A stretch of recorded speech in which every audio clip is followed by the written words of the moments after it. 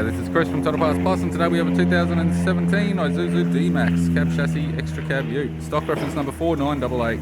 This shape runs from the 11th month 2016 through to the 6th month 2020. There's a 4JJ1 3 litre 4-cylinder turbo diesel engine backed by a 6-speed manual 4-wheel drive transmission.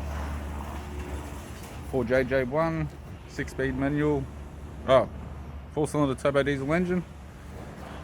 We have the radiator grille, right hand headlight, left hand headlight, tidy front bumper cover, left guard appears to have no damage, bonnet appears to have no damage, left power door mirror, left front 16-inch steel rim with a good tyre, left front door has one small dent, left rear door appears to have no damage, left rear 16-inch steel rim with a good tyre, has a Dura tray, alloy tray with canopy, soft type, all with bolts and brackets and fittings, spare wheel, factory fitted tow bar supplied with all bolts, brackets, loom and neck.